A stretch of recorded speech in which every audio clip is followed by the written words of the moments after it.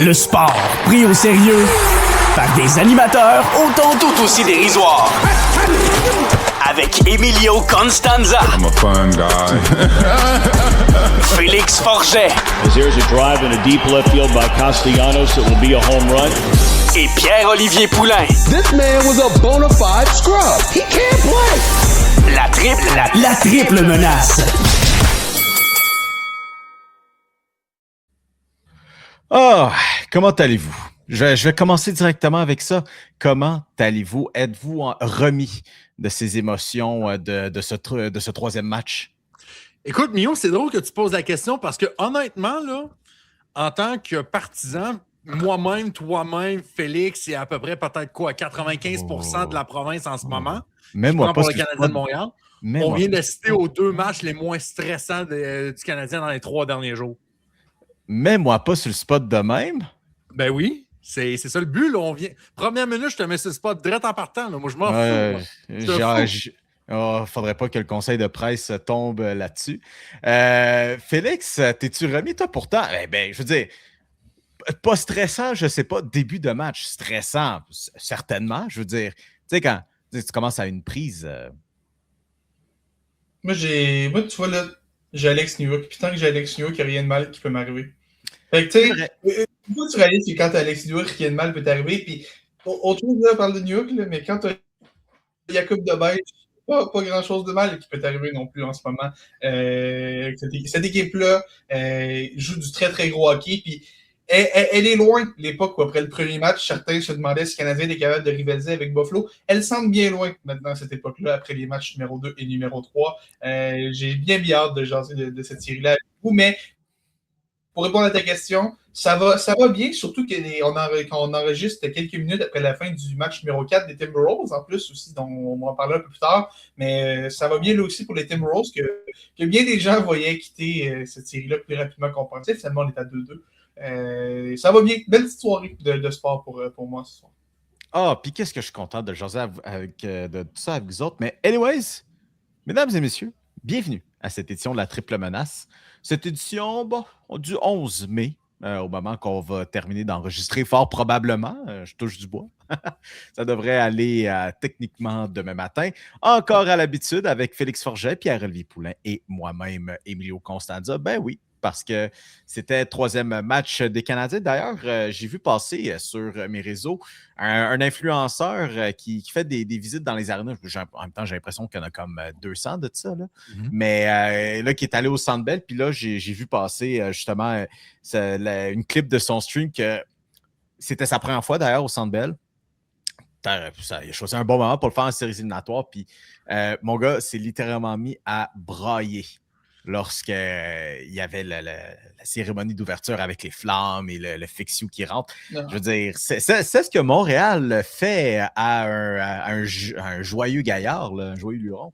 Écoute, je vais être honnête avec toi. Moi, j'ai fait l'aller-retour dans le parc des Laurentides pour aller à Québec en fin de semaine. Puis, sur l'aller et sur le retour, mon Spotify m'a shuffle la chanson Fix You de Coldplay. Puis, on s'entend là, tu sais. Enlève le Canadien de côté, là. Fix You, c'est pas une toune qui est supposée te hype, là. C'est une toune bien tranquille, c'est bien bon, mais j'écoutais Fix You dans mon char en traversant le parc, puis j'étais hype avant le match d'aujourd'hui, là. J'étais comme, je suis dedans, là. Puis ça vient de quelqu'un qui, il y a à peu près 3 ans, j'avais dit le Canadien, puis Fix You, c'est terminé, là. Moi, c'était pas d'ailleurs Joel Edmondson qui était responsable. Oui, mais en fait, non, il l'avait changé, puis Edmondson, c'est lui qui avait plaidé pour que ça revienne. Edmondson trouvait que ça n'avait pas de bon sens qu'on allait cette tune-là. Oui, c'est lui qui avait plaidé pour que ça revienne, effectivement. Moi, écoute, la glace en feu, je vais t'avouer qu'avec le temps, c'est bon, je pense que j'ai un peu fait le tour de ça. Mais c'était cool en 2012, mais en 2026. Ouais, c'était cool, juste qu'on se fait 14 ans. Là. Mais écoute, Fix You, man. Puis la cérémonie de la légende qui amène le flambeau, ça, c'est quand même cool. C'est une petite variation quand même. Mais ça, la glace en feu, c'est bon. Ça, d'ailleurs, c'est toujours un bon sujet de discussion. Mais vous autres qui écoutez l'émission, vous autres, là, ça fait 5 minutes qu'on est là, puis on vous sent avec nous autres, là, puis on veut vous inclure dans la discussion. C'est qui, selon vous, qui va porter le flambeau au 4e match? Là, je pense que il y en a beaucoup qui disent que Patrick Roy, c'est dû, surtout que Il a besoin d'une petite vague d'amour hein, après son renvoi des Islanders en fin de saison. Une petite vague d'amour, mais en même temps, j'en faisais de ça avec des amis, puis là, je veux pas trop manifester dans le futur, puis vous savez quoi, peut-être jinxer, mais ça serait-tu pas poétique, une finale Avalanche canadien, puis match 3 à Montréal, essentiellement, c'est Patrick Roy qui amène le flambeau. Le toit explose, même. Le Quand toit même. explose. Ça serait incroyable parce que, tu sais, juste le fait que gardien pour gardien, Patrick Roy, le Colorado, mais rajoute le fait que Patrick Roy a aussi coaché au Colorado, ça rajoute encore le petit côté. Tu sais, ça a été le premier coach de Nathan McKinnon, veut pas, là. C'est vrai. Puis que Patrick Roy est un gardien recru qui s'est rendu loin, qui a gagné la finale de la Coupe. Et en ce moment, à chaque fois qu'on parle... En fait, on parle de Patrick Roy beaucoup ces temps-ci parce qu'il y a un certain gardien qui est en train de rattraper pas mal tous ses faits d'armes en tant que gardien recru. Il y a encore du chemin à faire, là, on est encore au milieu de la deuxième ronde, là, mais ces temps-ci, quand tu regardes le plus de victoires en une ronde de série pour un gardien recru du Canadien, c'est Patrick Roy, t'entends Carey Price des fois, puis là, t'en attends un autre dont je pense qu'on va commencer à parler maintenant parce que c'est toute une histoire. Ouais, ben, justement, c'est lui qui a hérité de la troisième étoile, ce jeune luron là, de Jakub Dobeš qui, ben, finalement, c'est lui qui a donné l'entrevue, si vous voulez appeler ça une entrevue à la télé, où, ben, finalement, tout le temps qui avait été accordé, c'est de se faire acclamer par la foule, c'est de se faire chanter son nom. Déjà, de un, si c'est pas pour de vrai, l'un des trucs que tu souhaites le plus en tant qu'athlète, mis à part championnat, bien sûr, tout ce qui vient avec ça, mais de te faire acclamer par ta foule à l'unanimité de même, d'avoir ton surnom. Tu sais, on a eu le fameux Carey à l'époque, le Jesus Price, le mouvement de prière, et mon gars, est unanimement acclamé par la foule. Et c'est quelque chose que j'ai écrit sur mes réseaux où ce gars-là, c'est en ce moment la définition même de vivre sa best vie. Mon gars, en ce moment, a tellement de fun et ça va quand on gagne, messieurs. Ben, que dire de Jakub Dobeš pour non seulement commencer cette série, mis à part un premier match, on va dire, pour tout le monde à oublier, mais sa réplique lors du deuxième match et même sa réplique ce soir, le troisième match qui, oui, Buffalo n'ont marqué que 2 buts, mais Buffalo a menacé à plus d'un tour et Jakub Dobeš a dû se signaler à plus d'un tour. Félix, je vais commencer avec toi. Il a été phénoménal, man. Depuis le début des séries en général, là, je sais qu'on en a parlé après la série contre Tampa, mais man, oui, le premier match contre Buffalo, c'est la première fois qu'il a accordé 4 buts en un match. Puis depuis ce temps-là, man, j'ai que reproché à ce gardien-là. Je veux dire, depuis le début des séries, c'est le meilleur joueur du Canadien, match après match. Puis sans rien enlever à d'excellents patineurs. On parle de New York, Alain Knudsen, qui est phénoménal aussi. Mais man, Jakub Dobeš joue du hockey phénoménal en ce moment. J'ai l'impression que je me répète par rapport à la semaine passée. Là, je parlais exactement de la même chose après son match numéro 7, mais je le sens en confiance devant son filet. Puis oui, des fois, c'est encore des aventures. Il est vraiment, vraiment loin de son filet. Puis ça crée des retours assez alléchants pour l'équipe adverse. Le but de Tage Thompson, d'ailleurs, qui en était un bon exemple, Dobeš qui était un peu agressif, ça crée une belle occasion pour Tage Thompson. Mais dans l'ensemble, que reprocher à ce gars-là. Et en plus, il a ajouté un petit élément de fuck you à son jeu. Il est vraiment dans la phase des gars. Puis lui, puis Zach Benson, encore une fois, je reviens à ma prédiction du début des séries. Ce gars-là va finir par se battre avec quelqu'un qui ne sera pas nécessairement le gardien adverse. Ben, en ce moment, Zach Benson est vraiment un sérieux candidat à finir par se battre. Les bookers à Las Vegas viennent d'ajuster le odds là, en ce moment-là. Hey, mais en plus, il y avait une occasion de le faire en fin de match. Tu sais, la petite tirade qu'il y a eu dans le coin avec Carrier puis Jack Hay, mais finalement, il a décidé de s'en aller pop. Tu sais, je veux dire, on en a vu des gardiens de notre vécu à avoir leur fair share de moments glorieux, de moments un peu moins glorieux. Mais là, en ce moment, je veux dire, tu sais, quand on lit, quand on se fait dire à quel point, mon Dieu, que c'était magique, qu'on s'en attendait pas, que Patrick Roy arrive en 86 puis vienne voler la vedette, que Ken Dryden arrive en séries éliminatoires puis gagne une coupe. Là, on n'est pas là encore. Puis il ne faut pas trop s'emballer avec le moment non plus, mais c'est difficile de ne pas apprécier quand même ce qui se passe en ce moment. C'est difficile de ne pas apprécier. Puis prenons-le, pour moi, Jakub Dobeš en ce moment en série, c'est un peu la version séries éliminatoires d'Oliver Kapanen. C'est pas toujours parfait, mais tu te dis, le gars score 22 goals, on le prend, puis that's it, tu fais juste être heureux avec ça. Moi, je le vois un peu comme ça de ce côté-là, mais c'est comme je disais un peu la semaine passée, justement, ça montre à quel point ce gars-là a tellement progressé dans les 12 à 18 derniers mois, là, surtout depuis qu'Éric, Marco Marciano. J'ai Marciano, mais j'ai comme un blanc sur son prénom. Là, mais... Éric Raymond avait perdu de son poste pour Marco Marciano qui a pris sa place. Marco Marciano, c'est ça que je cherchais. Merci beaucoup. Depuis que Marco Marciano est arrivé, tu vois que ça... Pas juste au niveau calme devant son filet, mais juste au niveau mental. Félix parle d'un gars qui, on ne serait pas surpris qu'il punch un peu, mais il trouve quand même le moyen de se retenir. Il joue dans la tête des adversaires, mais il ne donne pas de munitions à l'adversaire pour essuyer des choses. Fait qu'il y a quand même un gros travail sur l'équilibre des émotions dans le cas de Jacob Debèche qui est super intéressant, mais c'est pas autant tamisé dans le sens que, pour moi, Jacob Debèche, plus les émotions sont hautes, plus le moment est hot, plus il se nourrit de ça, plus il est meilleur. Parce que je pense que on dit en joke la nouvelle strat à cette heure du côté de Montréal, c'est t'espères qu'un adversaire trash talk Jacob Debèche durant le match, puis ce gars-là devient intuable devant son filet. C'est à peu près ça. Là, c'est un peu ça qu'on voit devant ce filet. Puis, oui, il y a eu le but de Tage Thompson, mais soyons honnêtes avec les boys. Là. C'était pas le but le plus prévisible de l'histoire de l'humanité, compte tenu de toutes les jokes qu'on a faites sur Thompson depuis le début, après le match numéro 2. Puis, tu sais, en plus, y a-tu pas moyen non plus aussi de te primer quand tu commences un match? Je veux dire, t'es au Centre Bell, match 3, séries éliminatoires. Tu sais pas vraiment qui est négligé, qui est favori. La foule qui crie Thompson et est-ce que tu crées le silence dans le building? Puis c'est là-dessus je veux rebondir. Tu parles de ce but-là. Je repense au premier match. Okay? Une des grosses trames narratives après le premier match, c'est le Canadien s'est fait marquer un but rapidement, a difficilement été en mesure de remonter après ça parce que c'est pas arrivé souvent qu'on s'est fait marquer un but rapidement pendant ces séries-là, qu'on s'est ramassé rapidement à jouer du hockey de rattrapage. Là, le Canadien s'est fait marquer un but dans la première minute de ce match-là. On avait le Centre Bell qui était, pour reprendre des mots de pop, allumé comme un rond de poêle, OK? La foule, le toit allait exploser, OK? Puis ça a eu avec Thompson marque après 1 minute. Qu'est-ce qui se passe? Cette jeune équipe-là, qui est la deuxième équipe la plus jeune de toute la Ligue nationale et la plus jeune équipe en série en ce moment, non seulement ne s'est pas laissé abattre, mais est allé remonter ça, est allé chercher un but quelques minutes après celui d'Alex Newhook, puis en deuxième, on s'est mis à complètement dominer. Même en deuxième moitié de première période, le Canadien s'est mis à dominer ce match-là.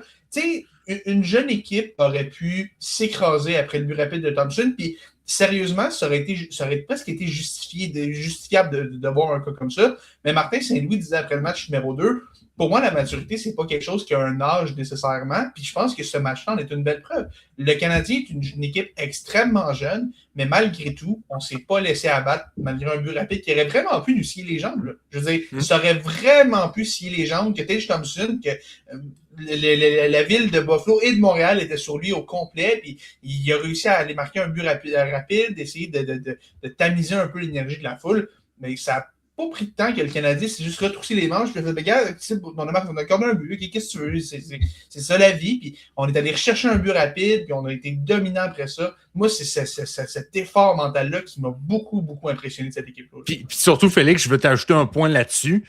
Là, on parle du Canadien de Montréal. Là. L'équipe qui nous a habitués tout au long de la saison de remonter, espoir de dernière chance, puis aller gagner ça en overtime. Le Canadien n'avait jamais gagné un match éliminatoire depuis le début des séries en ce moment, après avoir donné le premier but. On était 0-3 dans la série contre Tampa Bay. On a vu la stat, hein? Oui, j'ai vu la stat. Puis je veux aussi parler d'une autre stat. Buffalo, jusqu'à maintenant, était imbattable à l'étranger. Je vous rappelle, dans la série de premier tour contre Boston, 3 victoires, aucune défaite, 13-3 les buts pour Buffalo. Puis là, puis le Canadien vient d'emporter 6 contre une équipe qui était extrêmement extraordinaire à l'étranger depuis le début des séries. Puis ce qui est fou, c'est que j'ai de la misère à blâmer Alex Lyon parce que je l'ai trouvé quand même bon dans l'ensemble. C'est fou de dire pour regarder qu'il a accordé 5 buts, le 6e a été dans un filet désert. Puis c'est un peu le sentiment que Lindy Ruff avait. Tu sais, en ce moment, on se demande est-ce qu'Alex Lyon va être devant le filet mardi.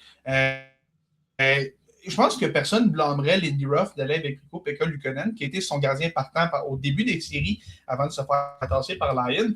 Mais je te dis, c'est fou pour un gardien qui a accordé 5 5 buts ce soir. J'ai pas trouvé Alex Lyon particulièrement mauvais. Et je reviens parce que je suis un peu les propos qui sortent des conférences de presse d'après-match en même temps. Lindy Ruff qui dit le Canadien, c'est hell of a team, c'est toute une équipe. Puis si on le réalise pas, on va jamais le réaliser. C'est un bon point. Je pense que là, Buffalo, oui, perdre un match, c'est beau. C'était encore un 1. Il n'y avait pas de raison de payer sur le bouton panique. Mais sérieusement, ces 2 défaites-là de suite pour Buffalo, c'est un sacré wake-up call. Il va falloir se réveiller parce que cette équipe-là a l'air ridicule sur la glace contre le Canadien en ce moment. J'ai peur, cette équipe-là a l'air ridicule. Mais d'ailleurs, Luukkonen, il n'a pas été terrible en plus contre les Canadiens cette saison. Je suis en train de sortir les chiffres. Là. Il y avait eu 2 départs contre eux cette saison. Le plus récent, donc en janvier, pardon, ils se sont affrontés. Ça a terminé dans une victoire pour les Sabres. C'est-tu le 31 janvier, pour être plus précis? Le 22.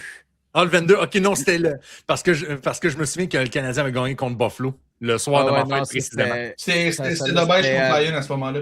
Parce que, Puis ce match-là, écoute, il avait alloué 2 buts, 32 arrêts quand même aussi. Hein, fait que c'est pas rien, mais c'est drôle. Mais écoutez, je veux qu'on essaie d'élucider si c'est possible. Messieurs, je veux dire, on a vanté cette défensive à Buffalo comme le fait du fait que c'est des gros bonhommes quand même. Hein? C'est pas rien. Il y a du pouce en maudit là-dessus.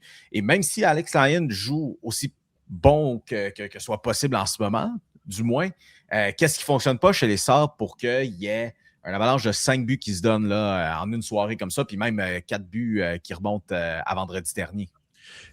Ce qui était le fun du côté de Buffalo, puis tu sais, si tu étais un partisan des Sabres, tu peux dire on est gros, puis on est capable, on est mobile là-dessus. Par contre, et ça, je pense, je me souviens plus qui a parlé de ça après le match numéro 2. Je pense que c'était Jérémy Rainville à Bonsoir les sportifs sur les ondes du 98.5. Être mobile égale pas être agile. Et là, on voit que du côté de Buffalo, on est capable d'être gros, on est capable de bouger la rondelle, mais on dirait que quand le Canadien de Montréal exploite sa vitesse, oh mon Dieu que là, on se retrouve vraiment exposé jusqu'à maintenant. Et d'ailleurs, on a vanté encore une fois Jakub Dobeš, mais en ce moment, tu parles de marchand de vitesse. Ce qu'on vient peut-être pas de voir le meilleur match à date en carrière de Lane Hutson, ce qu'on vient pas de voir les meilleurs moments aussi d'Alex Newhook. Je ne sais pas si je suis capable de dire depuis que tu es à Montréal parce que l'année passée, il a pogné. L'année passée, il était vraiment en feu sur une certaine séquence, mais les 2, en tout cas, qui comptent en ce moment, Félix, c'est.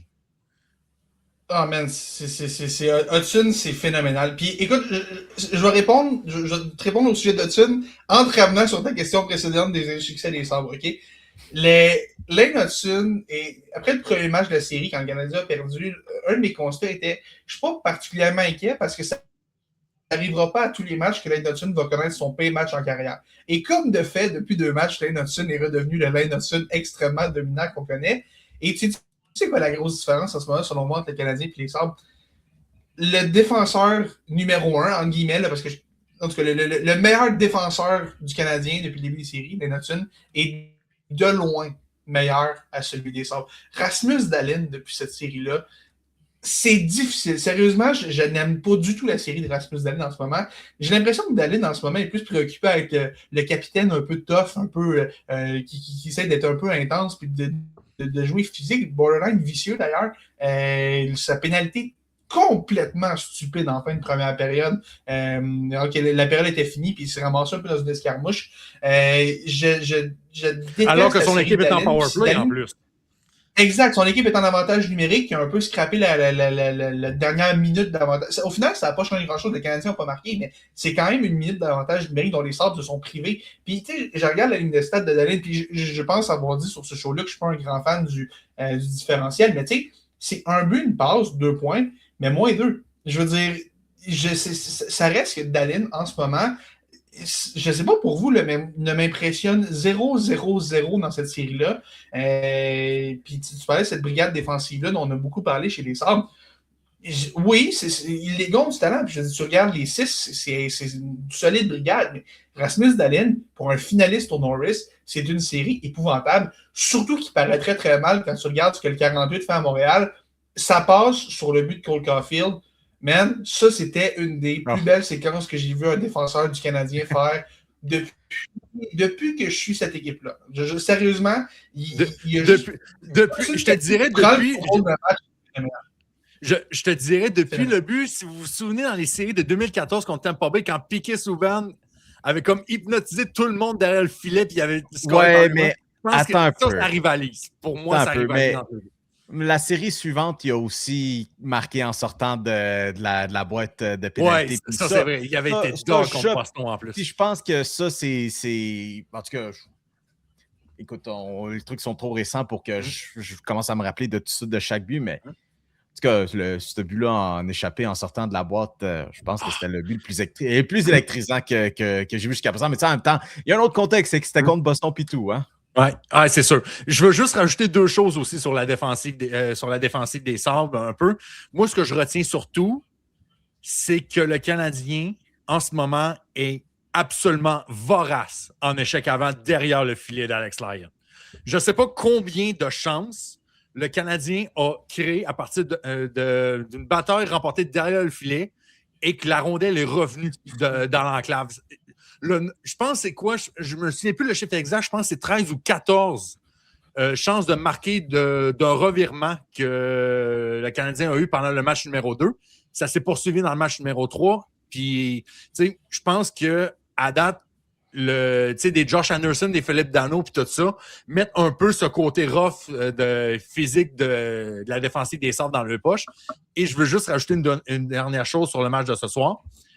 Vous regardez le box score en ce moment, il y a 18 patineurs, excepté Jacob Debesch et Jacob Fowler. Il y a 18 joueurs qui ont joué sur la glace du Canadien. 13 ont 1 point ce soir. 13! Puis c'est le fun quand même, dans un contexte qu'on vous avait demandé sur nos réseaux sociaux cette semaine, même aujourd'hui, dimanche, plus précisément, qu'est-ce que ça prenait pour que le premier trio débloque?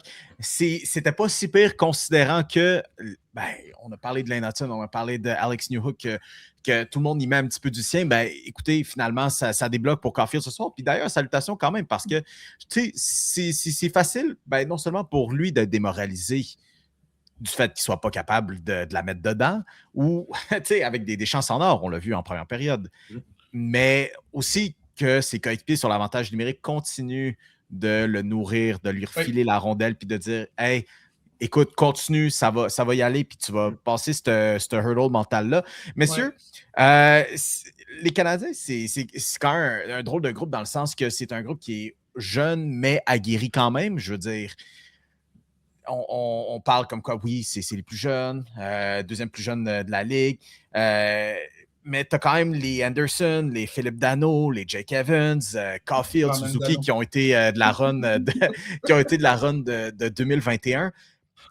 Au même sens, au même titre que les Capitals l'ont été l'année passée pour le Canadien, est-ce que le Canadien est finalement cette équipe qui est un mur, cette étape naturelle à laquelle une équipe en ascension comme les Sabres doit se frotter? Mais je pense que oui. Sérieusement, je te dis, je regarde les 3 matchs dans l'ensemble. Puis oui, Buffalo a gagné le premier match de manière relativement convaincante, mais grosso modo, si quelqu'un me dit que le Canadien n'a pas été de loin la meilleure équipe dans cette série-là, on n'a pas regardé la même série du tout. Là. Je veux dire, depuis 2 matchs, c'est une domination totale. Puis oui, Buffalo, c'était cute contre Boston en première ronde. Puis je pense qu'il est beaucoup trop tôt pour prendre les Sabres, pour compter les Sabres comme battus en ce moment. Là, ça reste une très très bonne équipe. Puis il y a quand même des bonnes raisons de croire qu'on va être capable de gagner 1 ou 2 autres matchs au moins d'ici la fin de la série du côté de Buffalo. Mais écoute, ça va prendre des sérieux changements parce que en ce moment, le Canadien a l'air de loin de l'équipe qui a vu neiger puis tout. Puis tu l'as dit, il y a certains gars qui ont de l'expérience, mais pas une tonne quand même. Là. Puis, les gars que tu as nommés d'ailleurs, c'est drôle parce que c'est des gars qui jouent des rôles tellement importants. Le Philippe Danault en particulier, là, je vais prendre une petite seconde. Là. Ce gars-là, on l'a acquis pour un 2e choix. Puis pendant une bonne partie de la saison, on s'est dit, OK, bon, à ce stade de la carrière, c'est vraiment un 3e, 4e centre qui gagne des mises au jeu puis qui aide un peu. En série, comme il l'avait fait avec le Canadien en 2021 et comme il l'a fait avec les Kings longtemps. Ce gars-là trouve une nouvelle vitesse. Il gagne des mises au jeu et ça, c'est un point qui fait vraiment la différence derrière entre ces deux équipes-là. Depuis 3 matchs, le Canadien mange les Sabres au cercle des mises au jeu et ça fait une différence. Dans le match numéro 2, le but de Matheson, c'est encore une fois un effort de Dano qui gagne 2 ou 3 mises au jeu de suite qui finit par créer un but de Matheson. Je pense que les Sabres, effectivement, c'était une belle histoire et tout, mais on est peut-être juste en train de trouver notre main. Je veux dire, c'est rien de méchant, mais pour deux équipes en reconstruction qui veulent essayer de s'approprier le sommet de l'Atlantique, ben, en ce moment, le Canadien gagne cette lutte-là de brillante manière, puis les Sabres vont devoir répondre, parce qu'en ce moment, les Sabres ont vraiment l'air de l'équipe que ça fait 15-16 ans qu'on n'a pas fait les séries, puis qu'on essaie de se prouver, et on n'y arrive juste pas. Juste pas. Du tout. Donc, peut-être les éléments naturels. Alors, écoutez, messieurs, c'est sûr qu'on continuera de suivre ça. Je veux dire, mon Dieu, laissez-moi sortir l'horaire, là, mais pour ce qui est des prochains matchs, alors, mardi, hein, ça va être le match numéro 4, toujours au Centre Bell. Avant que ça aille à Buffalo pour le 5e match jeudi soir. Alors, écoutez... on s'en jasera rendu au prochain épisode. Anyways, pas bien chaud. Hey, mais écoute, si ça se rend en 6, on va avoir un match un samedi soir. Ça se rend en 6. Ah, man, enfin, semaine prochaine, il n'y aura pas de match le dimanche. On va enfin pouvoir enregistrer une heure qui est de l'allure, man. Wow. Et Cole Caulfield aura un tour du chapeau si ça se rend en 6. Oh, ça, c'est écrit dans le ciel que ça va arriver. Et puis, imagine tout ça dans le backlog qui vont sortir en plus. Vraiment, ils vont en scorer 10. 10 en un match. 10, facile. Hey, mesdames et messieurs, écoutez, vous voulez revoir un petit peu de ce qui se passe autour de l'équipe. On a une petite clip là, qu'on a publiée sur les réseaux sociaux. Si jamais là, vous voulez voir et revoir Jakub Dobeš qui, encore une fois, est en train de vivre sa meilleure vie. Passez par notre compte Instagram, triplemenace.podcast sur Instagram. Alors, allez vous abonner. On a toujours du fun là. Puis, YOLO. Messieurs, ça, c'est la grosse nouvelle, mais je pense qu'on en a eu des moins bonnes en tant qu'amateur de hockey montréalais, dans le sens qu'on avait la loterie qui se donnait cette semaine. Puis, c'est drôle, là, mais Pop, je sais que Félix et moi, on est dans le même camp. Que, tu sais quoi, ça paraît que ça va bien pour les Canadiens. Notre attention n'est pas sur la loterie du repêchage. Étais-tu au courant de la loterie cette semaine ou très spécifiquement à l'heure que c'était? Oui, Okay, écoute, moi, je suivais un peu, puis c'est plate un peu parce que je suivais la loterie un peu du coin de l'œil, puis j'avais une entrevue à faire pour le travail, fait que j'ai tout manqué. Fait que finalement, j'ai rien vu de la loterie, mais j'étais prêt depuis genre 1 heure pour savoir, bon, est-ce que Vancouver vont enfin être récompensés pour une fois dans leur vie? Guess que non, finalement. Hey, d'ailleurs, donc, tu sais, si jamais vous dormiez en dessous d'une roche, vous avez sûrement manqué que les Maple Leafs de Toronto, les chers fameux Maple Leafs de Toronto, qui se sont récompensés pour leur saison de misère et avec 8,5% des chances d'aller chercher le premier choix. Soit dit en passant, ils avaient les 5e meilleures chances d'aller le chercher. T'sais. Pour comparer, Vancouver, c'était 25,5, c'était une petite boule de ping-pong sur 4, c'était Vancouver. T'sais, Chicago, c'était 13,5. Les Rangers, c'était 11,5. Les Flames, c'était 9,5. Et après ça, c'était les Maple Leafs. Et mon Dieu, ils atteignent le premier choix au total. Il n'y a pas d'autre manière d'expliquer ça que finalement, c'est juste une intervention divine. Puis, tu sais quoi, l'effet Chaika, puis Sundin, tu sais.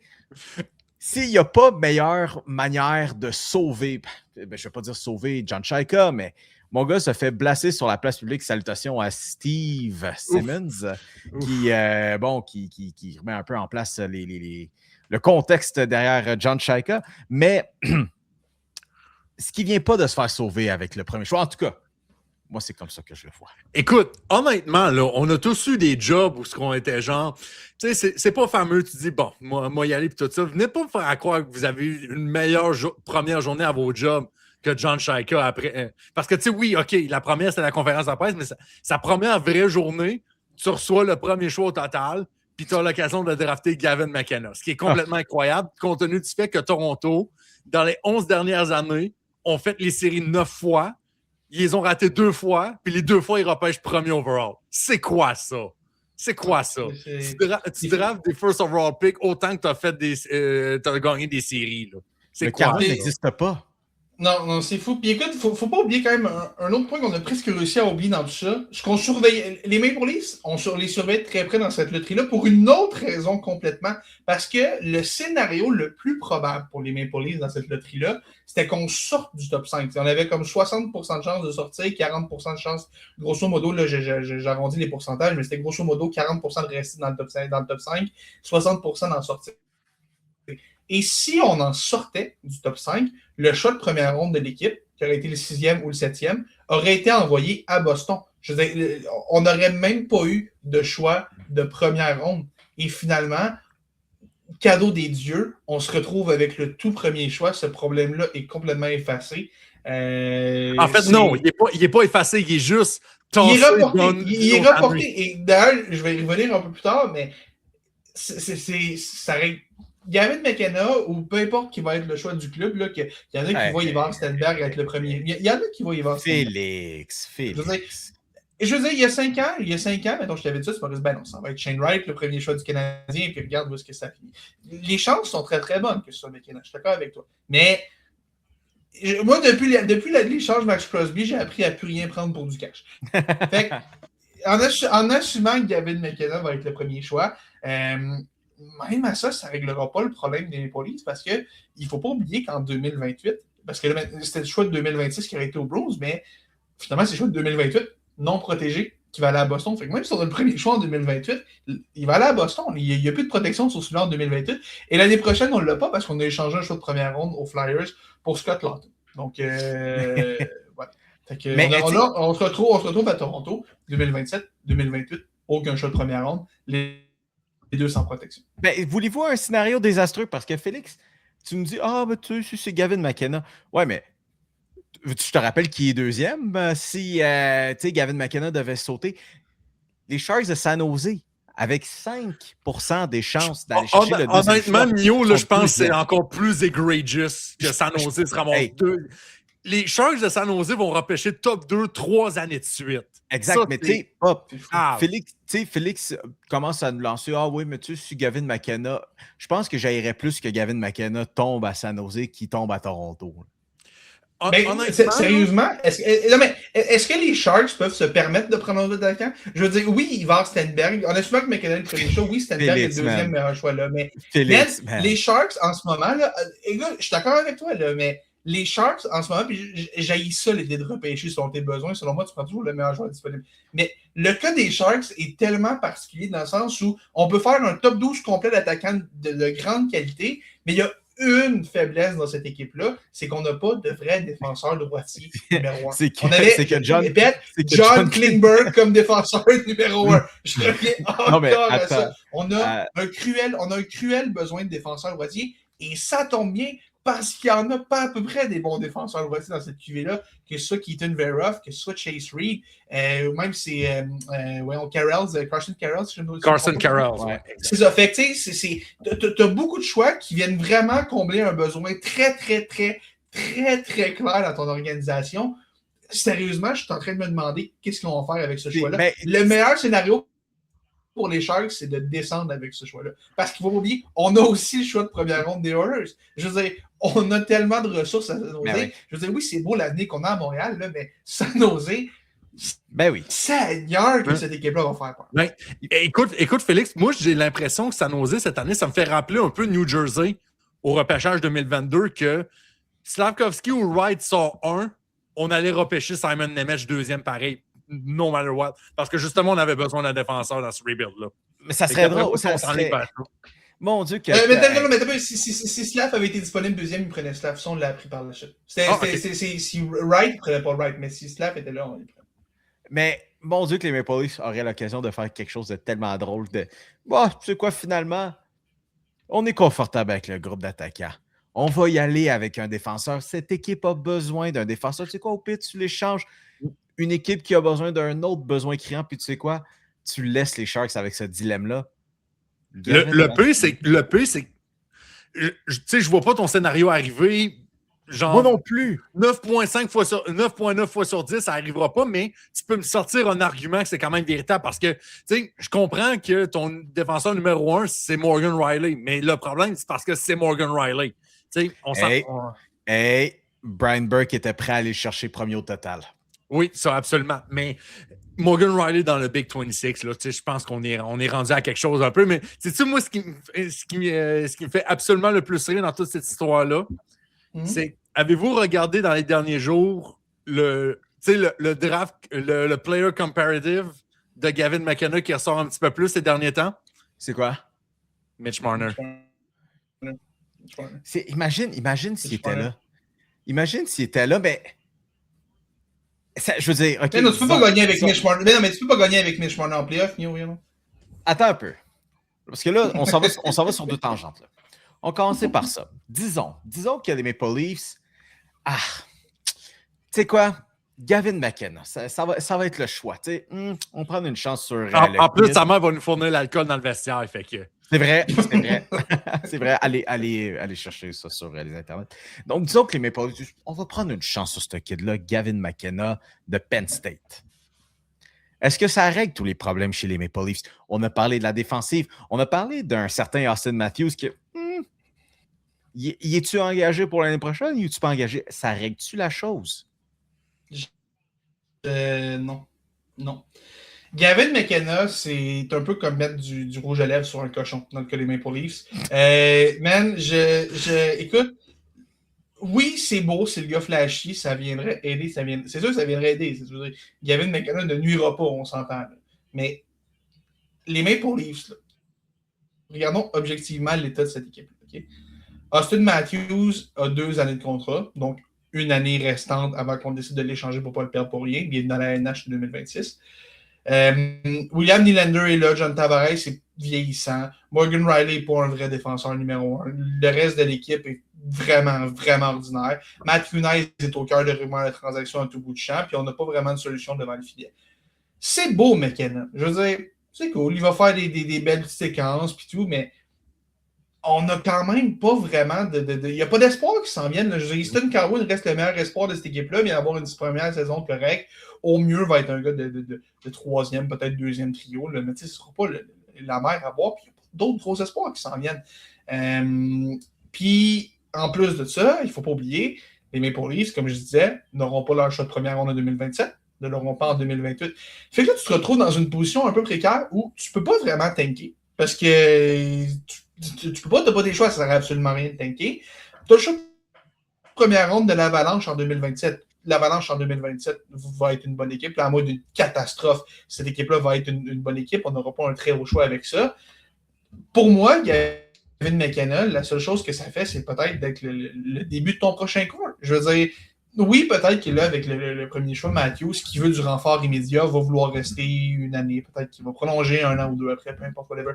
Mais, man, la solution n'est pas là à Toronto. Là. Je veux dire, Gavin McKenna ne vient pas tout changer, puis il n'y aura pas l'impact, disons, d'un Matthew Schaefer qui a eu avec les Islanders des rendre ordinaires presque dans le course aux séries. Les Maple Leafs, l'an prochain, pour moi, le meilleur scénario, c'est une équipe repêchée qui se fait sortir en première ronde. Je veux dire, je ne vois pas vraiment de meilleur scénario pour cette équipe-là. Moi, qu'on réussisse à faire un tour de magie pendant la saison morte, mais ça ne change pas le fait que McKenna ou pas, il y a une énorme reconstruction qui doit s'amorcer à Toronto. Je veux dire, je vois pas comment on va créer une équipe compétitive avec juste McKenna puis William Nylander et peut-être Austin Matthews si un jour il se décide à signer ou non. Je le vois juste pas. Puis toujours pas de solution à la défense. Je veux dire, quelle est ta solution à la défense? Morgan Riley, on vient d'en parler, c'est n'importe quoi. Chris Tanev passe la moitié de ses saisons sur la liste des blessés, puis tu tombes à qui après, man? Tu tombes à Jake McCabe. Oliver Ekman-Larsson, à la limite. Mais... Oh, oui. Gagnant de la Coupe Stanley, Oliver Ekman-Larsson. Mais, absolument. Tu as mentionné Mitch Marner. Mon Dieu que ça fonctionnerait. Mitch Marner, en ce moment, là, pour tout ce qu'il a donné, pour tout ce qu'on a jasé de lui, pour tout ce que lui-même a, sa lettre qui a sorti, il s'amuse-tu pas en ce moment? Ah oui. Il a l'air d'avoir du fun, en tout cas. Moi, je fais juste dire, là, me semble, ça fait 2 ans genre qu'on disait Mitch Marner qui va avoir John Tortorella, ça va tellement mal finir à Vegas. Ça fait 2 semaines de ça, ça fait 1 mois et demi. Je pense que ce narratif-là, il est mort. Là, tu sais, je pense. Non, mais Marner, c'est le gars parfait pour Tortorella. J'ai jamais cru que Marner, c'est le gars parfait pour Tortorella. Je veux dire, un attaquant qui excelle sur 200 pieds, puis Ben, c'est le gars exact que Tortorella veut. Je veux dire, Tortorella veut des gars responsables. Marner est un candidat annuel au trophée Selkie. Je veux dire, le fait est là. Mais moi, ce qui m'intéresse surtout de Mitch Marner, c'est que l'équipe adverse fait face à l'élimination. Tu sais, on l'a vu contre Utah. Ce gars-là s'est levé. C'est capable de se mettre sur la feuille de tableau. On a fait un tour de chapeau contre les Ducks d'Anaheim alors que la série est 1-1. Tu sais, dans les matchs importants, Mitch Marner, même si on n'est pas encore rendu au match numéro 7, là, on n'est pas rendu des matchs 6 ou 7 ou whatever. Et même en ce moment qu'on enregistre, c'est le match 4, c'est 2-2, tu sais. Exactement. Puis, il y a un but, je ne me trompe pas. Il y a un but dans ce match-là, si je me donne. Puis écoute, jusqu'à hier soir, pendant que Quinn Hughes et Kirill Kaprizov s'amusaient contre le Colorado samedi soir, Mitch Marner était premier pointeur des séries avant les matchs de samedi soir. Puis ça, on n'en parle pas. Quel partisan des Leafs aurait voulu voir ça dans leur équipe? Puis je pense qu'on était dû. Je pense que, nonobstant on aimerait des Leafs ou non, ou whatever, on savait que tôt ou tard, le vrai Mitch Marner allait sortir puis qu'on allait retrouver celui qui performait en saison régulière. Puis honnêtement, ce qui est quand même une coïncidence, c'est que Mitch Marner connaît ses meilleures séries en carrière, possiblement au niveau statistique, du moins dans la saison régulière la moins productive de sa carrière. Écoute. Ouais, c'est fou. C'est fou. D'ailleurs, je corrige, je disais que Mitch Marner avait un but. Non seulement il y a un but, il y a aussi une passe. Il retrouve le premier. Je pense qu'il redevient égalité avec Kaprizov au premier rang des pointeurs. Absolument. C'est quand même très drôle. Mais le petit point que je veux faire là-dessus, c'est parfois, quand tu es un excellent joueur, faire des points contre Anaheim, c'est pas la tâche la plus difficile. Ouais. Mais Anaheim est une bonne équipe qui mérite d'être respectée, là, mais ça va être quoi contre Colorado? Je sais, puis c'est aussi un point que j'ai sur les Hurricanes, je fais un petit changement de sujet rapide. Là. Oui, les Hurricanes, c'est beau. Là. On est dans une finale de conférence, on a gagné nos 8 premiers matchs, puis tout, mais on a battu Ottawa, puis on a battu les Flyers. Imagine donc le Canadien au Buffalo, peu importe. Mais, imagine que le Canadien, ça va prouver mon point encore plus. Là. On aurait battu Tampa et Buffalo.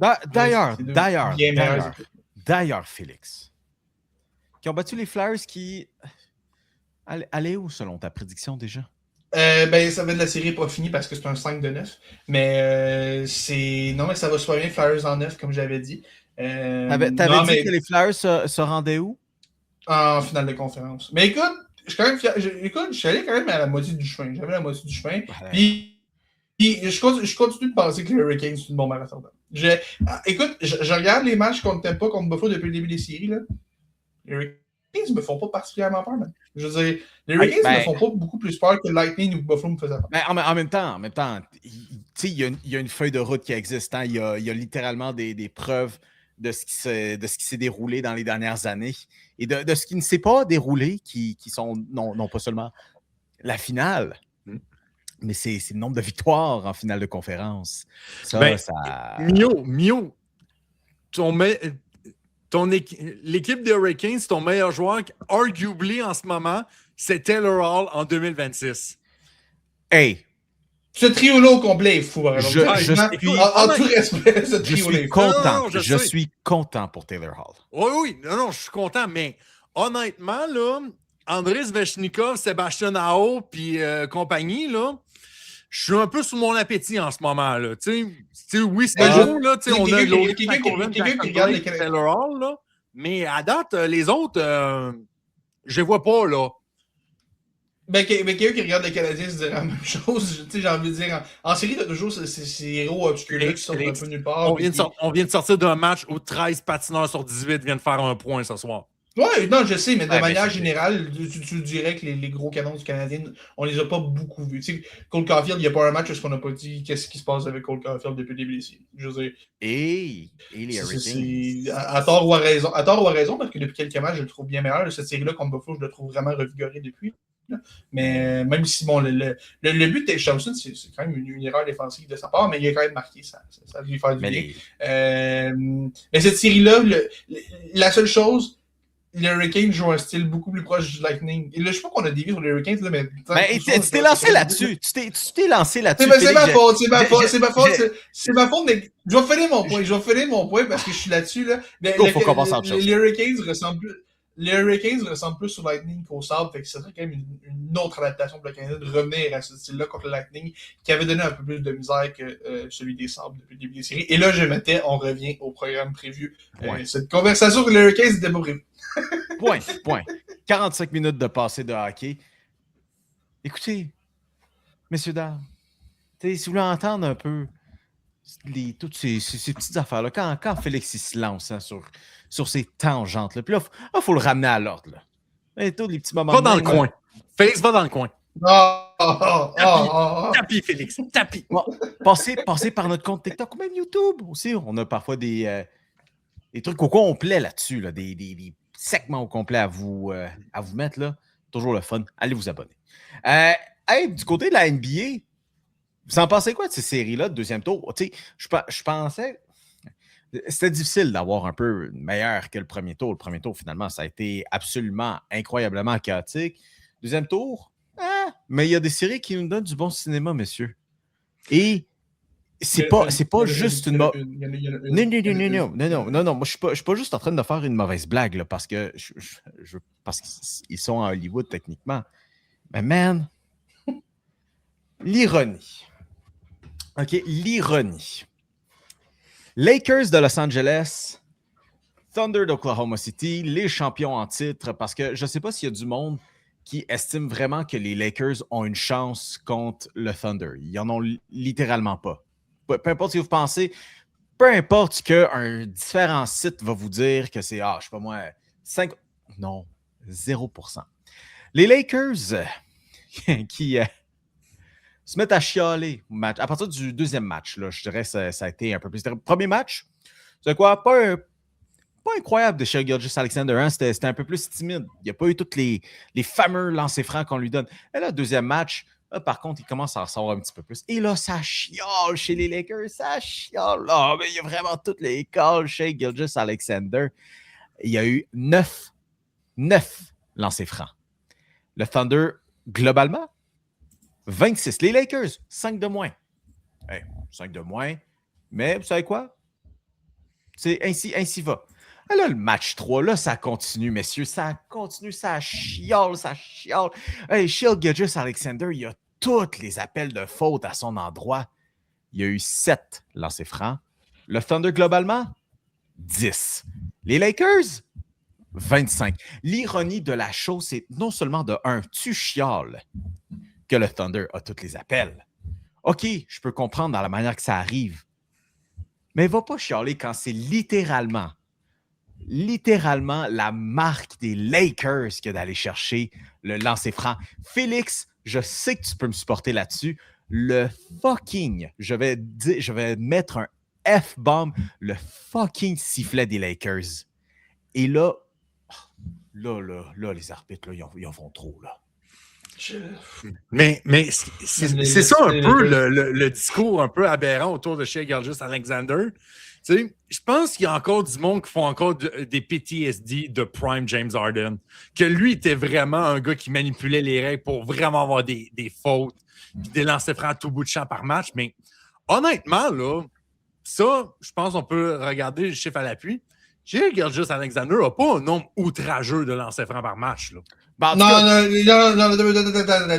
vrai problème avec Shai, là, c'est son style. Non, OK. Ça la manière. Il n'y a pas tout le temps des appels, mais son exagération constante, c'est extrêmement fatigant. Oui, mais vous savez quoi? Les arbitres, ils les appellent pas ces fautes. Ou du moins, peut-être pas autant à un aussi gros volume qu'on a.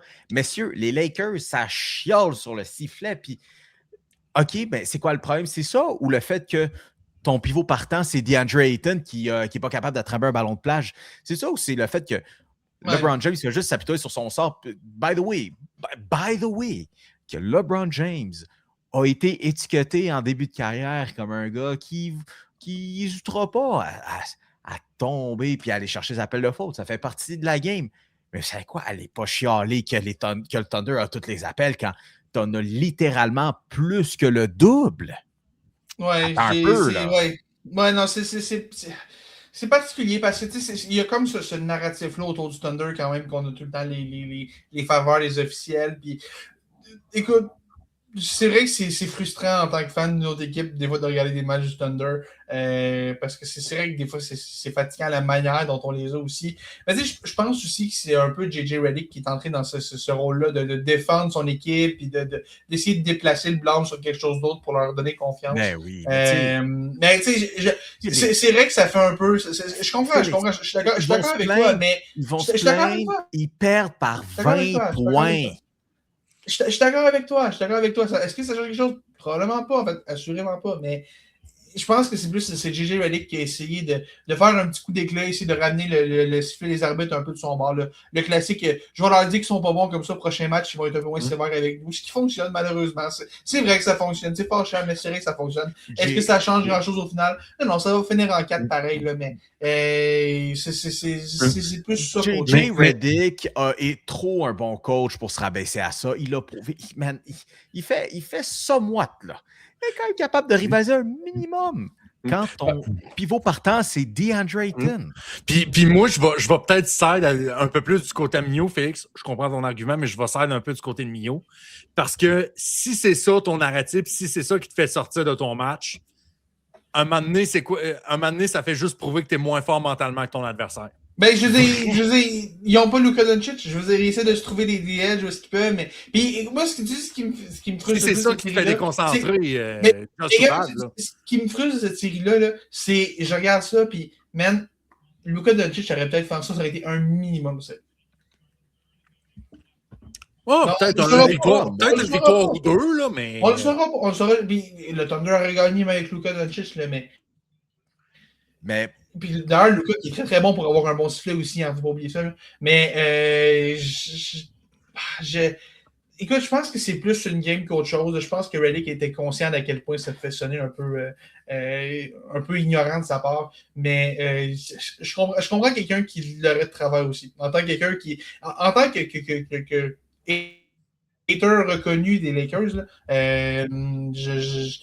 je comprends pourquoi quelqu'un trouve que ça ferait sourd d'oreille de ça. Le sifflet des Lakers, là, regarde. Je veux pas les entendre. Je veux pas les entendre chialer sur un arbitrage à ce volume-là. Fini. Non, c'est l'ironie de la chose. C'est impossible de pouvoir en chialer. Encore une fois, quand les chiffres sont là. Bref. Enlevez-moi ce micro-là avant que je commence à déraper puis à dire des... veux-tu qu'on parle de la loterie de la NBA? Vas-y donc. Qui, pour moi... Écoute, on demandait tantôt si on... Tu sais, j'étais au courant qu'il y avait la loterie de la LNH puis j'avais regardé ça. Honnêtement, là, je l'ai pas regardé personnellement, mais j'attendais encore plus la loterie de la NBA que celle de la LNH. Attends, mais tu l'attendais-tu pas pour... Est-ce que... Tu te rappelais que c'était un dimanche après-midi, là? C'est pas de fête des mères. De fête des mères. Oui, ça, c'est en passant. Moi, j'ai été rappelé quand c'était là, quand un de nos bons amis nous texte comme ouais, fait que vous pensez que ça va être quoi la loterie? Puis là, je suis comme à soir, c'est à soir la loterie, sûrement pendant la mi-temps d'un tel match. Non, c'était en plein après-midi. Voulez-vous que je sois vraiment honnête avec vous autres, les boys? Vas-y. Je dormais pendant la loterie. Honnêtement, là, je faisais une sieste cet après-midi. J'étais revenu de Québec. J'avais traversé le parc. J'avais dormi. J'avais pas beaucoup dormi la veille en plus. T'as-tu le fun, Québec? Oui, j'ai même visité le vieux. J'avais visité le vieux et tout ça. Fait que... Le vieux Champlain. Faisais-tu soleil? Faisais-tu... Oh non, il avait fait beau. Fait que non, t'avais bien été. Mais c'est ça. Mais je l'attendais un peu pour les histoires parce que je trouvais que c'était beaucoup plus intéressant que la Ligue nationale. Mais au grand final, je dormais. Mais je vais vous poser la question honnêtement parce que En tout cas, moi, personnellement, je trouvais qu'il y avait plus d'équipes que, tu sais, comment je pourrais dire ça? Je trouvais qu'il y avait beaucoup plus d'équipes que j'étais down qui reçoivent le premier choix dans le draft de la NBA que dans le choix de la LNH. Tu sais, à part peut-être Calgary ou Vancouver, là, puis encore, là, tu sais, n'importe qui, là, ça m'aurait pas changé grand-chose à ma vie de savoir pour le premier choix au total dans la LNH. Mais moi, dans la NBA, j'étais comme, OK, est-ce qu'OKC va avoir le premier choix au total à cause du choix des Clippers? Est-ce que les Wizards vont l'avoir? Est-ce que peut-être même les Pacers, j'aurais été vraiment étonnant parce que les Pacers, dans toute leur histoire, n'ont jamais drafté premier au total, hein, soit dit en passant. Hein. Ouais, mais les Pacers, c'est fou, cette histoire-là. Puis c'est le président des opérations basket du club qui est même sorti après la loterie publiquement pour s'excuser. Parce que pour ceux qui n'ont pas suivi, le choix des Pacers était protégé s'il restait dans le top 4. Finalement, il est descendu 5e et ça fait en sorte que ce choix-là s'en va aux Clippers dans la transaction Ivica Zubac.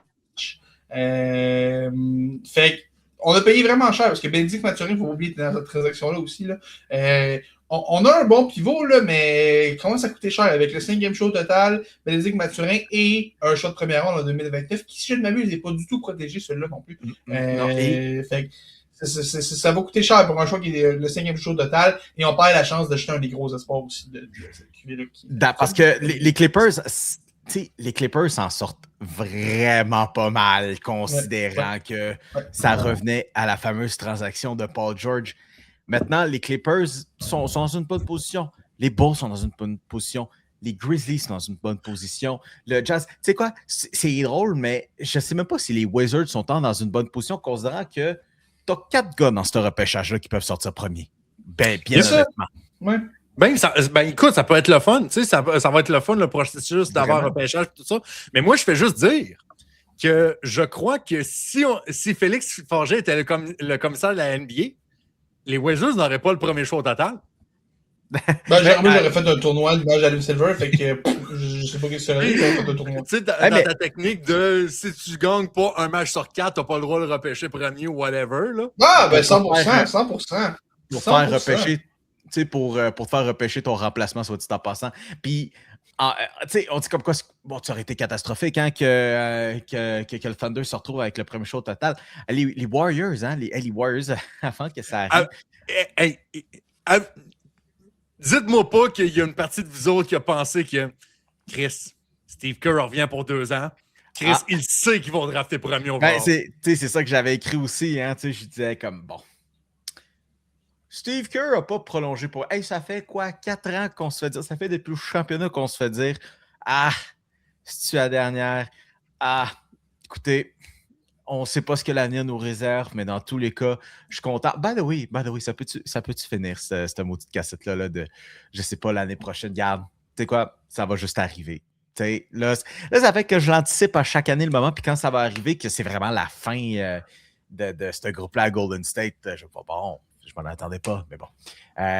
Écoute, Mio, je vais faire un parallèle au hockey. Ça fait 8 ans qu'on se demande si Crosby, Malkin, puis le temps, ça va revenir l'année prochaine. Puis on est encore ici en 2026, puis c'est encore le cas. C'est littéralement la même chose. Mais je sais plus, man. Bref, les Warriors terminent 11e dans ce rang-là de repêchage. Félix, les Knicks de New York en ce moment en séries éliminatoires. Mon Dieu, que ça se passe bien. Puis, tu sais quoi? Ils viennent de mais à coup de pas. T'as vanté les Flyers.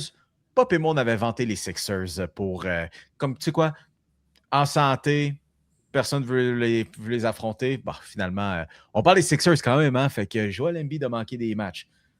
Ça s'est gâté un petit peu, puis tu sais quoi, man, les Knicks sont dangereux.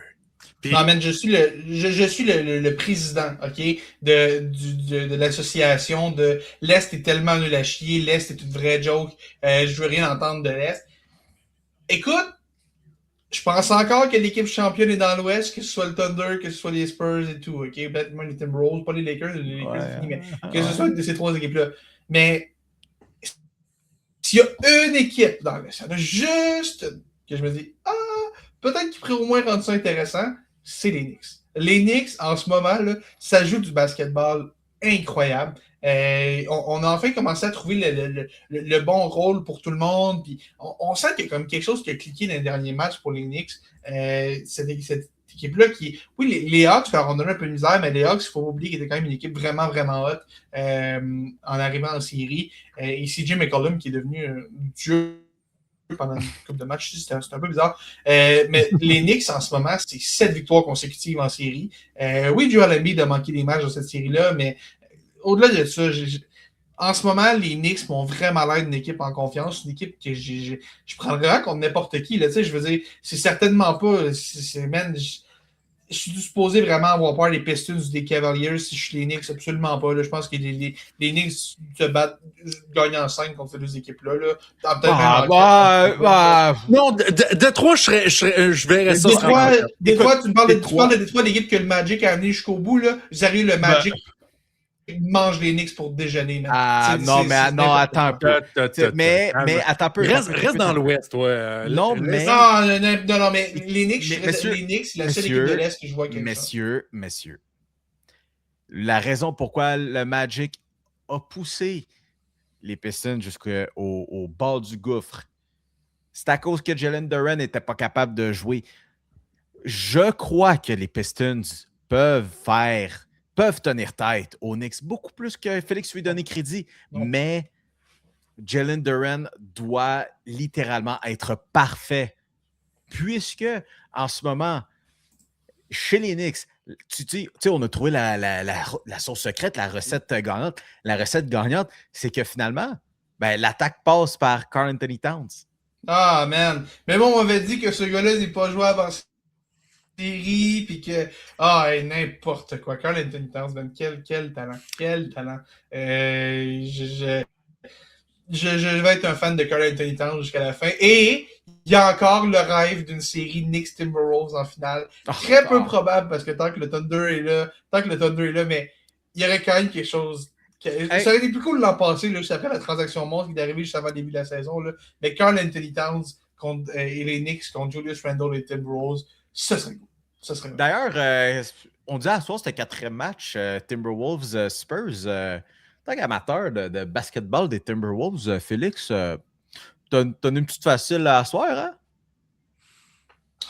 Écoute. Au nombre de malchance au nombre de malchance que les Timberwolves ont eu depuis le début de la run, il fallait bien qu'il y en ait une qui ait de leur bord à un moment donné. On va mettre en contexte. Vas-y. Tu t'escarmouches au centre du terrain, dans le premier quart. Naz Reid, le classique pour aller chercher un ballon après un sifflet, juste pour gosser un petit peu ton adversaire. Victor Wembanyama, il dit fuck you, c'est mon ballon. Se retourne, elle cloque la face avec son coude. Puis là, il y a un petit débat ridicule ou pas. Non, c'est pas ridicule. Je veux dire, tu le vois après. C'est absolument un geste. Il l'a vu, c'était intentionnel. Mais Pop, l'année passée, on parlait de Tom Wilson qui ramasse Alexandre Carrier. Naz Reid est un grand bonhomme. Victor Wembanyama est un plus grand bonhomme. Je veux dire, si tu fais juste, tu gardes ton bras à la même hauteur que le restant de ton corps, ça donne que même la tête de Naz Reid était là. Écoute, le hockey puis le basket de série, c'est pas la même game de 1 pour commencer, surtout au niveau du physique et de l'arbitrage un peu. Mais écoute, si t'es les Timberwolves, je vais ranger derrière Félix. Tu prends la chance que tu as eue de ne pas avoir Victor Wembanyama expulsé de ce match-là. Et peut-être, si t'es vraiment chanceux, Adam Silver qui annonce qu'il va être suspendu pour le prochain match. Non. Mais est-ce que ça devrait? Oui. Est-ce que ça va arriver? Non. Tu sais le fameux onglet « J'ai de la chance » quand tu fais la recherche Google là, que personne n'utilise, là? Oui. C'est ça. Ouais. Mais ça serait ça. Si ça avait été un autre joueur, disons Stéphane Castle qui avait fait ça, il aurait été suspendu un match. Mais Victor Wembanyama, aucune chance. Aucune chance de suspendre Wembanyama. Wembanyama pourrait arracher la tête de l'adversaire. Je pense pas qu'il serait suspendu. Il serait sorti du match. Ironiquement, il s'est fait une commotion, puis il était de retour très vite, mais bon. Ça, hein? Mais écoute, ça risque de prendre... Les vedettes ont départ. T'aurais juste peut-être écouté une petite amende, mais en plus que t'imagines si t'es dans les pieds du comité décideur pour ça, puis tu décides de suspendre Wembanyama pour le match 5 qui est à San Antonio. Il va y avoir des émeutes comme au forum. Aucune chance. Mais écoute, il y a une chose que je retiens aussi de cette séquence-là quand Wembanyama donne une attention spéciale à Dylan Harper qui a une réaction comiquement drôle à ça. Il voit ça, puis tu le regardes, là, sa face. Il est choc, là. Il vient de voir la chose la plus inadmissible qu'il a vue de toute sa vie à ce moment-là. Mais tu sais, un gars qui sait qu'il est dans le marde à ce moment-là, là, tu sais, qu'il sait que son meilleur joueur est comme fuck, man. Mais tu sais, pis tu sais, c'est pas du genre, tu sais, Wembanyama a juste la réputation d'un joueur salaud ou quoi que ce soit. Là, je pense que c'est juste fait d'avoir dans le feu du moment, puis l'émotion du moment, là. Mais j'ai l'impression... C'était vraiment pas son... Camillo met la réaction sur vidéo. Même, c'était pas le genre à Wembanyama. Je pense qu'il y avait vraiment de la surprise de Harper. Non, mais écoute, honnêtement, là, tu regardes la séquence passée sur Twitter, tu vois, mettons, pas le joueur, pas le numéro, rien. T'aurais jamais guessé que c'était Victor Wembanyama qui aurait karaté shot la gorge. J'aurais mis tout mon argent que c'est Jalen McDaniels qui aurait donné ce coup de coude-là. Je l'ai nommé au Jalen, mais ça aurait été son genre. Tu sais, t'aurais pensé Draymond Green, tu sais, un gars de même. Mais Victor Wembanyama... Draymond Green aurait jamais fait ça. Non, parce que Draymond Green, il aurait été sur un coup en dessous de la ceinture au-dessus de la ceinture. Vrai. Merci. Ce sera tout pour moi. Bon, hey, écoutez, les boys, on a encore un petit peu de baseball à passer. Hey, juste dire ça. Tu sais, faut que tu sais, trouver des points positifs à la saison des Blue Jays. Hey, ça va bien depuis le retour de Trey Savage. On n'était pas sûr, tu sais, c'était-tu un petit flou, tout ça. Tu sais, il a lancé quoi, 13 manches? Tu sais, sa moyenne de points mérités est en tour de 1 ben à côté. Là. Je pense qu'elle est genre à comme 70 ou un affaire de même. Là. Ça se garde du côté de Trey Savage. Messieurs, la saison des Blue Jays, je ne dis pas si elle est sauvée, mais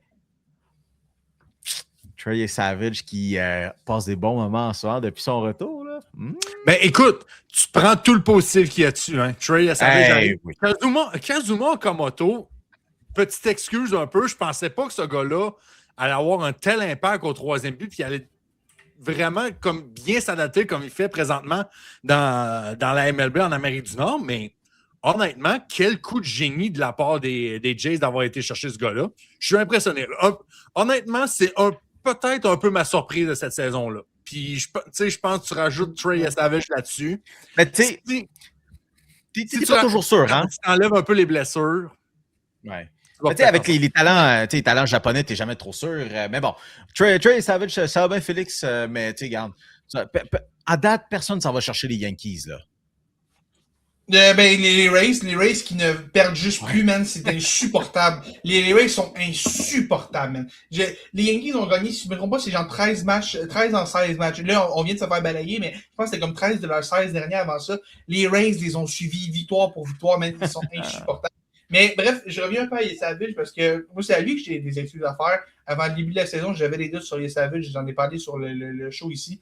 Je faisais partie des sceptiques dans le sens où je croyais qu'on allait avoir quand même une... Le faire en série, c'est une chose. Le faire sur une saison complète, c'en est une autre. Puis, écoute, avec le temps, je pense encore que les frappeurs vont finir par s'habituer parce que lui, ce qui est vraiment spécial avec lui, c'est qu'il laisse la balle quitte son bras très, très haut par rapport aux autres lanceurs de l'équipe. Puis, éventuellement, on va finir par s'adapter à ça. Là. Je veux dire, ça ne durera pas pour toujours. Mais on avait tellement besoin que Savage revienne et performe à ce niveau-là. C'est pas pour rien que les Jays recommencent à gagner depuis un petit bout. On revient tranquillement dans cette course-là, malgré un début de saison très, très, très difficile à Toronto. Et si Savage peut venir aider à solidifier cette rotation-là, Kevin Gausman, Dylan Cease et Trey Savage, ça te fait un solide top 3. Quand même, là, c'est pas un top 3 un top 3 très, très, très sérieux. Si Eric Lauer peut arrêter de saboter des victoires, on va vraiment être en business. Mais c'est vrai que Savage, son retour, ça fait du bien. 3 départs depuis qu'il est revenu. Moyenne de points mérités de 0.68, comme tu disais.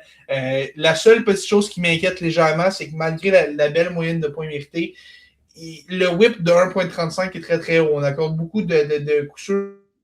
On accorde beaucoup de buts sur balle. On réussit quand même à bien naviguer à travers tout ça. Puis il y a quand même le fait que l'échantillon est encore mince. Mais c'est des fois, sur des petits échantillons, ça peut être un peu mensonger. Mais ça reste quand même que Savage fait bien. Et j'ai juste hâte de voir aussi, parce qu'on n'est pas habitué de le voir prendre une grosse charge de travail sur une saison complète. Le fait d'avoir manqué un mois risque un peu contre-intuitivement de l'aider à bien gérer ça. Mais je me demande, est-ce qu'il va manquer de gaz en fin de saison? C'est souvent le cas des jeunes lanceurs, des fois, qui manquent. C'est comme Félix, comme tu disais, Félix, le faire en saison régulière, c'est une chose comparativement à le faire en série. 162 matchs, puis 6 mois, on était de temps, c'est long. Là. On sait à quel point c'est un grind, une saison de baseball. Mais honnêtement, je me dis que si t'es les Jays, t'es dans une autre division, on n'aurait peut-être pas le même discours. Mais tu sais, ça revient à chaque année.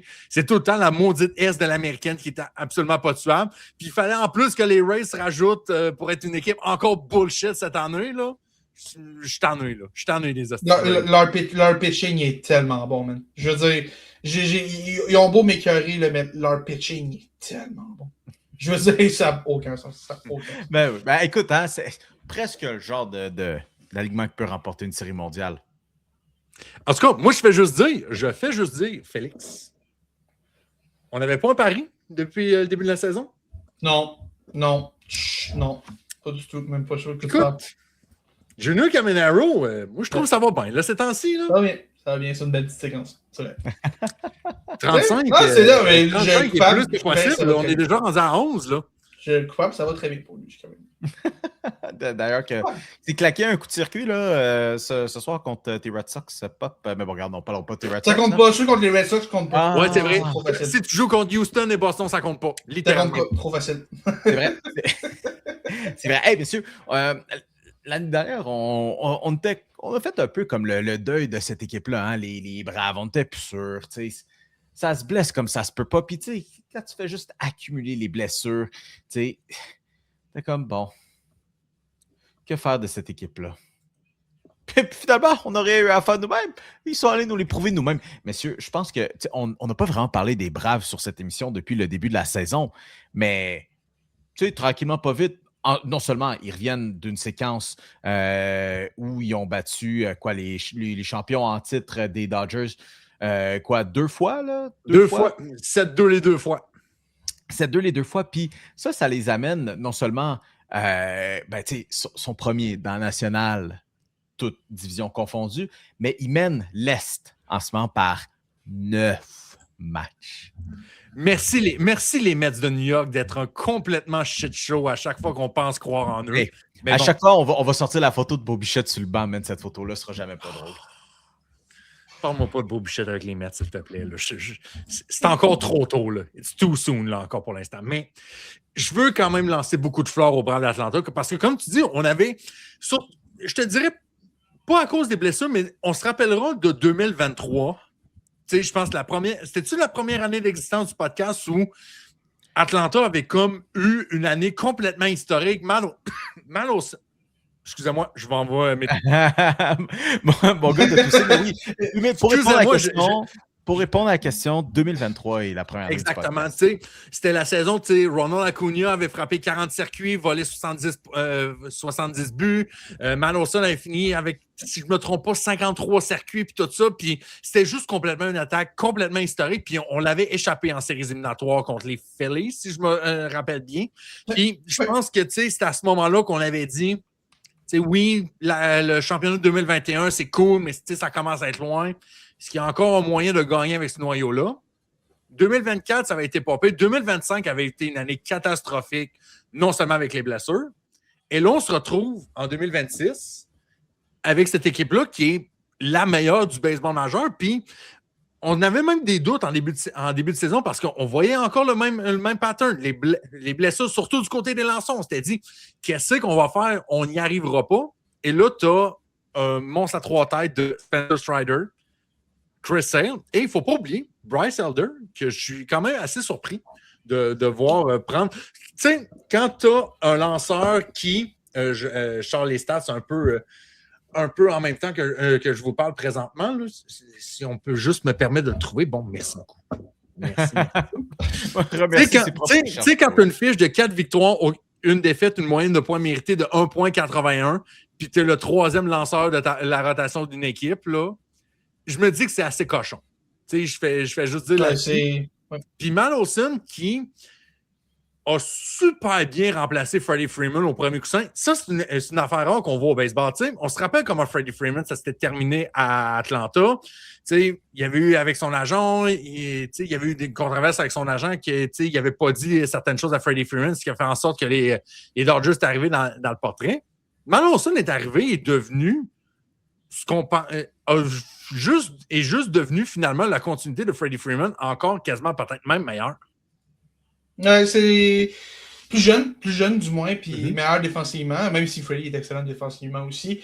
Puis écoute, Matt Olson, c'est drôle parce que quand tu regardes sa carrière, ce gars-là, une bonne saison sur 2, il alterne les bonnes et les mauvaises saisons. Habituellement, c'est des années impaires où il est vraiment, vraiment bon, sauf que là, en 2026, une année paire, il continue d'être extrêmement solide. C'est vraiment fou, Matt Olson, ce qu'il est en train de faire avec cette équipe-là. Et moi, je tiens à dire, pendant qu'on parle des braves, moi, je les avais champion de la division avant le début de la saison, et je suis pas peu fier de comment cette prédiction-là est en train de vieillir, parce que ça va vraiment, vraiment bien. Écoute, je sais pas, il est encore très tôt pour parler des MVP, là, mais man, Matt Olson va se mériter de l'amour. Puis, on est au premier rang, on torche toute la division. Ronald Acuna n'a pas une grande saison et il est blessé en ce moment. Il n'est même pas là. Fait que on mise beaucoup sur la part de Drake Baldwin offensivement, Ozzy Albies aussi qui est de retour. D'ailleurs, BF. Je regarde un BF de Cole Caulfield, Drake Baldwin. C'est vrai. Puis tu sais, même Austin Riley qui est une saison épouvantable. Je veux dire, même avec Austin Riley qui ne produit pas, on réussit à gagner des matchs à Atlanta parce que Matt Olson est juste ce gars-là. C'est extrêmement impressionnant. Extrêmement. Écoutez, regarde, c'est le quart de la saison. On peut sortir des prédictions de quart de saison. Puis, tu sais quoi, Félix, tu veux MVP, vas-y. Tu peux le donner comme prédiction ou à date après un quart de saison. C'est ton MVP. Félix, tu as le droit. Tu peux t'assumer. Faudrait que je pense. Ouais, j'ai envie de dire que Matt Olson serait mon choix. Mais fais juste imaginer comme organisation, tu sais, depuis 2011, depuis 2011, Atlanta, leur joueur de premier but, ça a été Freddie Freeman puis Matt Olson. Tu sais, quand on parle de stabilité puis d'excellence dans un club, là, tu sais, je pense que ça répond à merveille. Mais je sais pourquoi, Félix, t'hésites un peu à nommer Matt Molson. Matt Molson, excusez-moi. On se rappellera que sa fameuse saison 2023, où il avait fait 54 circuits, soit dit en passant 54, et 139 points produits, avait même pas été finaliste pour l'MVP en 2023. Félix a des séquelles. D'ailleurs, Félix, en parlant de MVP, comment va Cal Raleigh? Oh, tu veux parler sur Cal Raleigh tout de suite? Allons-y. Oh, que c'est As-tu vu sa moyenne au bâton? Avez-vous vu sa moyenne? C'est pas facile pour Cal Raleigh, man. C'est vraiment pénible. Ce gars-là est au cœur d'une séquence de 0 en 29, 13 rétro au bâton. Sa MPP, là, moyenne de présence sur les sentiers et de puissance, à 580, c'est une des pires de toute l'américaine. Oui, il y a quand même quelques circuits cette année. Là, je veux dire, ça reste un gars qui a de la puissance, mais tu regardes la saison de Cal Raleigh en ce moment, là, puis tu dis, oh boy, qu'on a des problèmes à Seattle. C'est un war négatif pour Cal Raleigh en ce moment. Pour lui qui était candidat au MVP l'an passé, qui selon plusieurs, aurait dû le gagner, pas selon moi. Mais tu sais, c'est 7 circuits, c'est pas fou. C'est correct. Un OPS+, l'OPS+, pour ceux qui sont moins familiers avec cette statistique-là, ça sert à mesurer la MPP dont je parlais tantôt, mais on le ramène on le normalise en fonction du stade puis en fonction des lanceurs affrontés. Un frappeur qui a 100, c'est un frappeur moyen. En bas de ça, c'est un frappeur en dessous de la moyenne. Cal Raleigh est à 66. C'est vraiment, vraiment mauvais. C'est vraiment mauvais quand tu as 66 et que tu es supposé être un des meilleurs frappeurs du baseball majeur. On est très loin du gars qui a fait 60 circuits l'an dernier. C'est plutôt un gars qui ramasse des retraits au bâton à la tonne. Puis, ça a toujours été un gars qui a beaucoup de retraits au bâton. Mais l'an passé, ce qui a été une grande force de Cal Raleigh, c'est qu'on a été capable de développer les buts sur balle. Et là, cette année, pas du tout. Il se fait beaucoup plus retirer au bâton que de buts sur balle. Et en ce moment, on est vraiment loin du gars qui a été finaliste au MVP l'an passé. Et c'est fou à dire, mais on est vraiment en train de se demander, est-ce que ce gars-là était un one-hit wonder? Est-ce que c'était une année, puis ça va redevenir un gars ordinaire, qui était pas mauvais avant, là, mais c'était un gars de 30 circuits, moyenne de 220 et tout. Est-ce que c'est plus ça Cal Raleigh? Est-ce que c'est plus ça? Puis de plus en plus, je pense que c'est une question qu'il faut se poser. Je me demande si on va revoir Cal Raleigh atteindre ne serait-ce qu'une fraction de la forme qu'il y avait en 2025, parce que vraiment, on ne pourrait pas être plus loin de ça. L'an passé, d'ailleurs, pour l'OPS+, je reviens vite, vers ça, mieux je laisse y aller. L'OPS+, je reviens parce que je l'ai devant moi maintenant. Là, je parlais comme quoi il était à 66 cette année. L'an dernier, il était à 168. Ça démontre quand même un bon swing. Mais tu sais, le baseball, ce n'est pas qu'un jeu de hasard non plus. Mais tu sais, quand les étoiles s'alignent souvent, tu sais, quand tu le sens que tu es capable de faire, quand tu frappes un moment, quand tu entres un flow state. Yep. Ben, toi, Mio, qui aime le basket, c'est la même chose pour les tireurs, les point guards, les shooting guards à 3 points. On dirait que quand tu as 30, là, puis c'est fluide, c'est smooth, puis tout ça, puis c'est ça un peu, puis je pense qu'il y a aussi un peu de pression, là, on savait qu'il n'allait jamais refaire 60 circuits l'année suivante, mais tu aurais pu penser, un 40, peut-être, même un 50 à la limite, là, peut-être. Surtout que Seattle, on a besoin d'offensive. Puis, je pense que cette régression-là aide pas beaucoup les Mariners qui sont en bas de 500 au moment où on se parle. Les Aces qui sont, j'avais oublié, mais les Aces qui mènent cette division-là, les Aces d'Oakland, 100%. Ouais. Et je ne vais pas dire Sacramento. Ne me forcez pas à donner raison aux Aces. Je ne leur donnerai pas raison. Mais pour finir sur Raleigh, on dit, OK, c'est pas 60 circuits. OK. 40, tu le prendras à maudit quand même, hein, ton 40. On a dit qu'au quart de la saison, 7 circuits, 28. 28. Ben, c'est à peu près, avant la saison 2025, c'est à peu près ça qu'on pouvait s'attendre de Cal Raleigh. Mais le problème, c'est que tout le reste est beaucoup moins bon. Là. Je veux dire, oui, les circuits sont relativement stables par rapport à après 2025, là, mais tout le reste est épouvantable. Le gars a une moyenne de présence sur les sentiers de 244. C'est épouvantable. C'est épouvantable, 244. Et souvent, celle que les gens aiment regarder le plus souvent, la moyenne au bâton. Oui. 164. C'est terrible. C'est terrible. Même la puissance est partie. Je veux dire, il y a 7 circuits, mais sinon, il y a 4 doubles. C'est tout. Il y a 11 extra base hits en 37 matchs. C'est horrible comme saison pour Cal Raleigh. Écoute, au moins, il y a quand même un certain impact défensif, mais il est tellement mauvais défensif. Puis encore là, son impact défensif vient d'être nerf avec le ABS Challenge qui est arrivé cette année. Ben, je veux dire, ça reste quand même...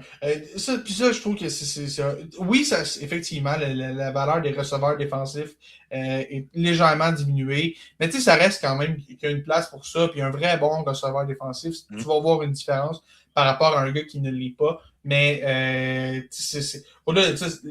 son apport offensif est tellement mauvais qu'il ne contribue même pas pour ses contributions défensives en ce moment. C'est extrêmement difficile de justifier le moins de respect envers Cal Raleigh pour cette saison 2026.